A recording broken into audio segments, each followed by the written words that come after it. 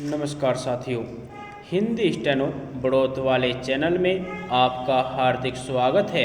आज की डिक्टेशन रामधारी गुप्ता खंड 2 से प्रतिलेखन संख्या 96 90 वर्ड पर मिनट की स्पीड से होगी। तो आइए शुरू करते हैं। डिक्टेशन शुरू होगी 5 सेकंड बाद।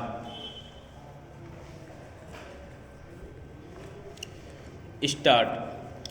सभापति जी, शिक्षा का दूसरा प्रयोजन यह है कि वह प्रत्येक मानव को अपनी कर्मेंद्रियों का ऐसा प्रयोग सिखाए जो उसे अपनी शारीरिक और अन्य प्रकार की आवश्यकताओं की पूर्ति करने के योग्य बना सके। इन कर्मेंद्रियों के उचित प्रयोग के लिए तो ज्ञान की आवश्यकता होती है। कितना ही सबल व्यक्ति क्यों न हो, कितना ही स्फूर्तिमय कोई क्यों न हो, वह तब तक कुछ अधिक फलमय कार्य नहीं कर सकता जब तक कि उस कार्य के संपादन के लिए उसकी कर्मेंद्रियों को आवश्यक प्रशिक्षा न मिली हो अथवा उन्हें उसका अभ्यास न कराया गया हो। शिक्षा का तीसरा प्रयोजन मेरे विचार में यह है कि व्यक्ति में अपने जैसे ही सब व्यक्तियों के साथ रहने और उनके साथ काम करने के लिए आवश्यक गुणों का उदय हो जाए। इच्छा से अथवा अनिच्छा से प्रत्येक व्यक्ति को अपने ही जैसे अन्य व्यक्तियों के साथ तो रहना ही पड़ता है। संसार से दूर कोई भी अपनी अलग कुटिया नहीं बना सकता और न बना पाता है। एकाकी जीवन कवि की सुंदर कल्पना के अतिरिक्त न तो वास्तविक तथ्य है और न हो सकता है। व्यक्ति चाहे कुछ क्षण के लिए एकाकी रह सके, किंतु सर्वदा वह एकाकी रह ही नहीं सकता।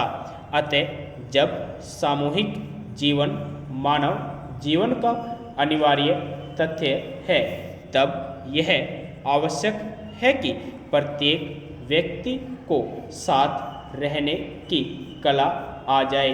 पिछली शताब्दियों में जब सामूहिक जीवन का क्षेत्र सीमित था और जब आर्थिक क्रियाएं इतनी केंद्रित नहीं हुई थी, इन तीनों प्रयोजनों के लिए संगठित प्रयास करने की तथा उनमें प्रतिक्षण संतुलन बनाए रखने की विशेष आवश्यकता न थी।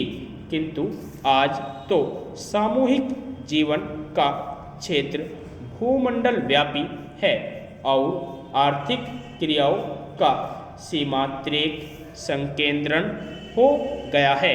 अतः आज यह बात अत्यंत आवश्यक है कि प्रत्येक व्यक्ति को विशेष प्रक्रिया द्वारा इन तीनों बातों से केवल पूर्ण परिचित ही न कराया जाए, वरन उसको कार्य रूप में अपनाने के योग्य भी बना दिया जाए।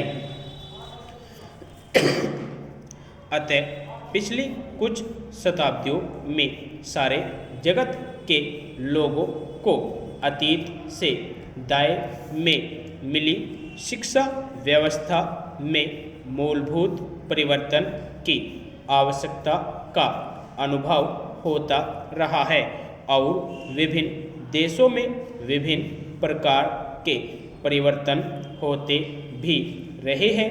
यह कहना अनुचित न होगा कि पिछले दिनों जगत भर में शिक्षा के क्षेत्र में भी वैसी क्रांति होती रही है जैसी कि आर्थिक और राजनीतिक जगत में हुई है, किंतु दुर्भाग्यवश हमारे देश में और विशिष्टतया इस बिहार राज्य में शिक्षा के बारे में वैसी कोई व्यापक क्रांति नहीं हुई।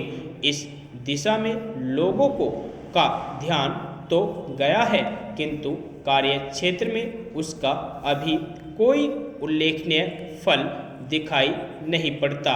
यह ठीक है कि किसी सीमा तक हमारी शिक्षा संस्थाएं शिक्षा के प्रथम प्रयोजन को पूरा करती है।